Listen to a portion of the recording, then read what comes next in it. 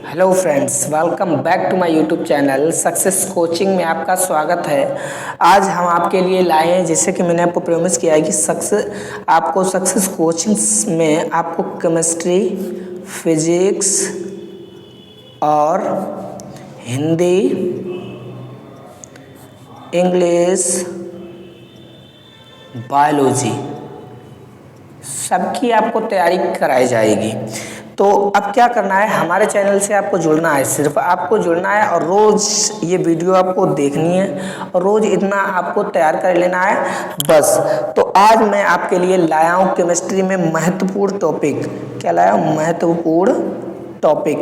इन topic को आपको तैयार कर लेना है। तो आपके 5 जो चैप्टर हैं, चैप्टर 5 आपके पक्के हो जाएंगे और इन चैप्टरों से जो भी प्रश्न आते हैं वो 100% आपको फंस जाएंगे। ठीक है, तो इन महत्वपूर्ण 5 चैप्टरों में से महत्वपूर्ण टॉपिक आपको पढ़ लेने हैं। क्या क्या वो टॉपिक हैं, चलिए वीडियो स्टार्ट करते हैं। वीडियो को लाइक कर दें और वीडियो को शेयर कर दें। अगर आप मेरे चैनल पर नए हैं तो चैनल को सब्सक्राइब भी कर दें। देखिए, सबसे पहली बात, बस ये टॉपिक तैयार कर लो। ठीक, बस ये टॉपिक तैयार कर लो और कुछ नहीं करना है। ठीक है, क्या क्या है? देखिए, पहला चैप्टर आपका है ठोस अवस्था। आपको पता है कि हमारे रसायन विज्ञान में पहला चैप्टर है ठोस अवस्था, और इस ठोस अवस्था के चैप्टर में हमें क्या क्या पढ़ना है। देखिए, टाइम कम है और काम ज़्यादा है, इसलिए मैं आपको वही बताऊँगा जो आपके लिए बहुत ही इम्पोर्टेंट है। तो इम्पोर्टेंट मैं आपको बताता रहूँगा और मैं आपकी तैयारी कराता रहूँगा। ठीक है, तो उसको आप तैयार कर लें, टिक मार लें मॉडल में, या कुछ भी कर लें, रट लें, कुछ भी कर लें, तो लेकिन आपको याद कर लेना चाहिए आपको। ठीक है, देखिए, सबसे पहला टॉपिक है क्रिस्टलीय तथा अक्रिस्टलीय ठोस। क्रिस्टलीय तथा अक्रिस्टलीय ठोस क्या होते हैं? ठीक है, तो वे जिनमें एक नियमित ज्यामिति होती है वो क्रिस्टलीय ठोस हैं, और जिनमें नियमित ज्यामिति नहीं होती है वो अक्रिस्टलीय ठोस हैं। फिलहाल मैं आपको पढ़ाऊंगा। फिलहाल आज मैं आपको टॉपिक बता रहा हूँ, अगले दिन मैं आपको अच्छे से इंपॉर्टेंट क्वेश्चन का विथ आंसर आपके लिए लाऊंगा और आपको PDF भी प्रोवाइड करूँगा। ठीक है, तो देखिए, सबसे पहला टॉपिक आपको पढ़ना है इस चैप्टर में, क्रिस्टलीय तथा अक्रिस्टलीय ठोस क्या होते हैं, इनके बारे में आपको पढ़ लेना है। ठीक है, अगली चीज है क्रिस्टलीय ठोस का वर्गीकरण। देखिए, क्रिस्टलीय ठोस का वर्गीकरण, जिसमें क्या था, आयनिक ठोस आते हैं, धात्विक ठोस आते हैं और सहसंयोजक ठोस आते हैं। तो ये वाले जो 4 ठोस हैं, ये 4 ठोस आपको मजबूत कर लेने हैं। धात्विक ठोस है, आयनिक ठोस है, सहसंयोजक ठोस है और एक ठोस है। तो उनको चारों को मजबूत कर लीजिए। तो इनमें से क्वेश्चन बनते हैं, हर साल क्वेश्चन आते हैं इनसे। ठीक है, या बहुविकल्पी आएंगे या आपसे लिखित में आएंगे, अति लघु उत्तरीय प्रश्न में आते हैं। ठीक है, अगला टॉपिक एकक कोष्ठिका के प्रकार। अगला टॉपिक है एकक कोष्ठिका के प्रकार, आपको आना चाहिए। ठीक, अगली चीज फ्रेंकल तथा शॉर्ट की दो, मोस्ट इंपॉर्टेंट डालिए इसे, मोस्ट इंपॉर्टेंट, ज़्यादातर पूछा जाने वाला टॉपिक है ये। फ्रेंकल तथा शॉर्ट की दोष क्या है, बहुत ही ज़्यादा पूछा जाता है। इनमें कभी कभार अंतर भी पूछा जाता है और इनसे थ्योरी भी पूछ लेता है कि फ्रेंकल दोष, शॉर्ट की दोष क्या है, उदाहरण सहित लिखिए। तो इतना याद कर लेना है। और बाद में लास्ट में आपको जितने भी इम्पोर्टेंट न्यूमेरिकल्स हैं इस चैप्टर के, ठोस अवस्था के जितने भी इम्पोर्टेंट न्यूमेरिकल्स हैं उनको आपको पढ़ लेना है, अच्छे से लगा लेना है, तैयार कर लेना है।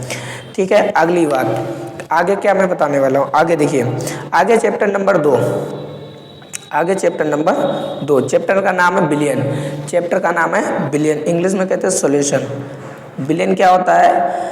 जब 2 समांगी मिश्रण को मिलाया जाता है तो क्या बनता है? बिलियन बनता है। और ये बिलियन में दो घटक होते हैं, एक विलेय होता है और एक विलायक होता है। विलेय और विलायक, जो ज़्यादा मात्रा में होता है वो विलायक कहलाता है, जो कम मात्रा में होता है वो विलेय कहलाता है। जैसे पानी में आप चीनी से घोरोगे तो क्या बनेगा? शरबत बनेगा। शरबत जो है एक विलयन है। ठीक, और जो पानी है ये क्या चीज़ है? विलायक। विलायक क्यों है? क्योंकि ये ज़्यादा मात्रा में होता है। और चीनी विलेय, क्योंकि ये कम मात्रा में होती है। या आप ऐसे कह सकते हो, जो अपने में घुला ले उसे विलायक कहते हैं और जो घुल जाए उसे विलेय कहते हैं। ठीक है, चलिए आगे देखते हैं। तो विलियन से आपको किन किन टॉपिकों को तैयार कर लेना है। सबसे पहला टॉपिक है हेनरी तथा राउल्ट का नियम, मोस्ट इम्पोर्टेंट हेनरी तथा राउल्ट का नियम आपको तैयार कर लेना है, मक्खन बना लेना है इसको। ठीक है, अच्छे से एकदम तैयार कर लेना है।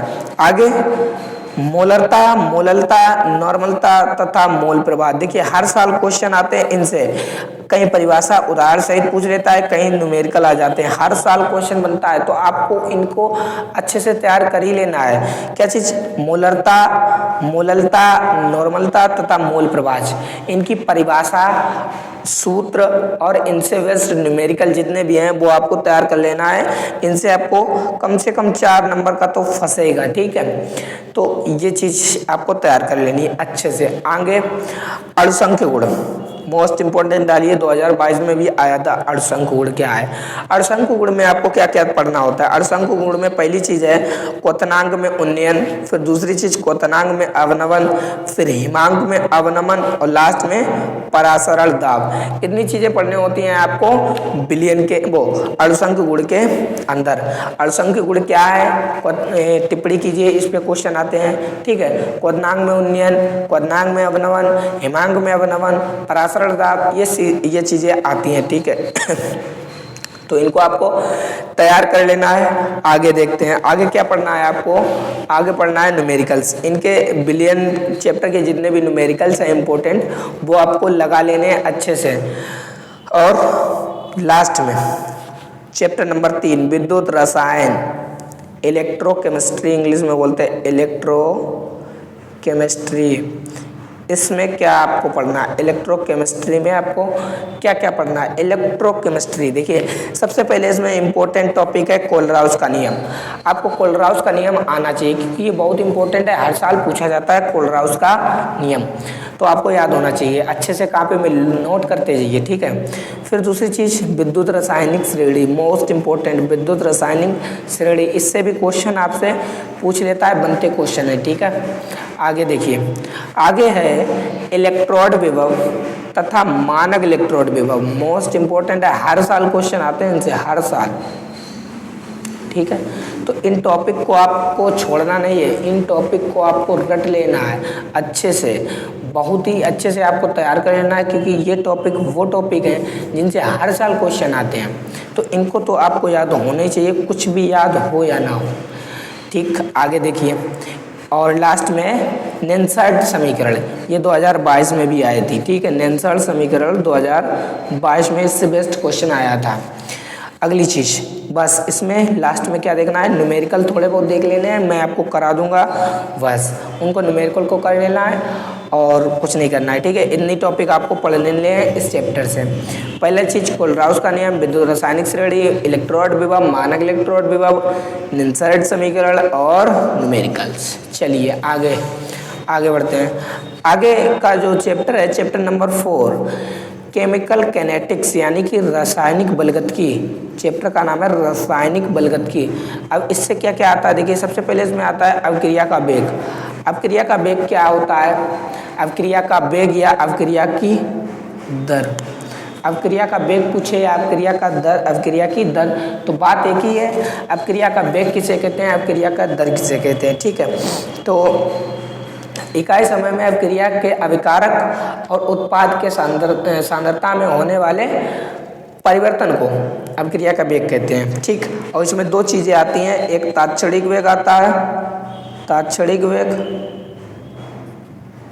और नंबर 2 औसत वेग। औसत वेग, इनसे दो क्वेश्चन आते हैं, औसत वेग, तात्क्षणिक वेग। ठीक, आगे देखिए, अवक्रिया की कोटि तथा आणविकता, मोस्ट इंपोर्टेंट डालिए इसे, मोस्ट इंपोर्टेंट।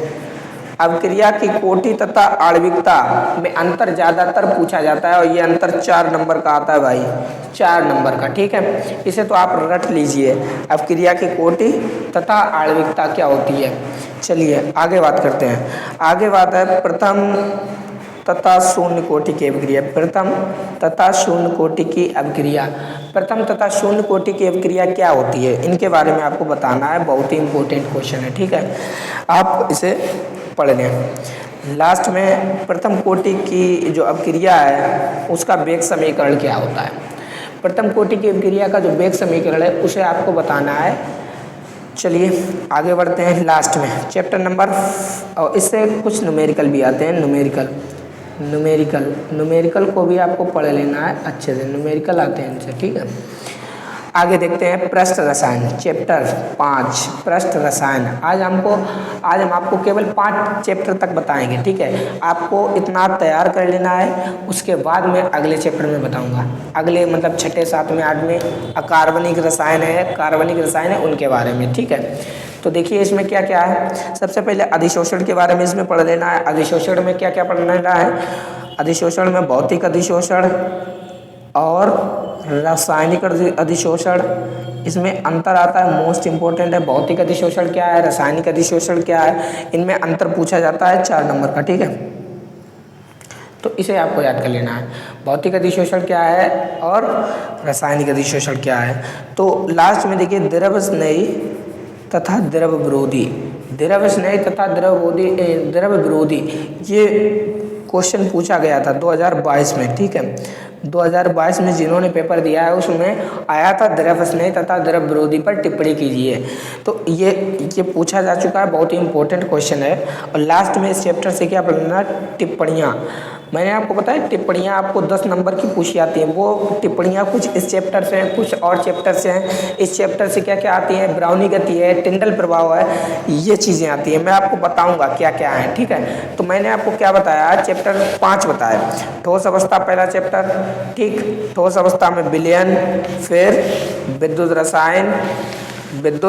रसायन और फिर मैंने आपको बताया रासायनिक विलयन और लास्ट में पृष्ठ रसायन। तो इन चैप्टरों में आपने अगर केमिस्ट्री में कुछ नहीं पढ़ा है तो इन चैप्टरों में से इन टॉपिक को आपको पक्का कर लेना है, मजबूत कर लेना है, ताकि आपके अच्छे नंबर आ जाए, ठीक है। तो वीडियो कैसी लगी, वीडियो अच्छी लगी है तो आप मेरे चैनल को सब्सक्राइब कर दें और ये वीडियो ज़्यादा से ज़्यादा शेयर करें, ताकि और भी स्टूडेंट आपसे समझ पाएँ, हमसे जुड़ पाएँ और अच्छे से केमिस्ट्री या फिजिक्स या बायोलॉजी, हिंदी में किसी भी सब्जेक्ट में तैयारी कर पाएँ। तो वीडियो को शेयर जरूर कर देते हैं। Thank you.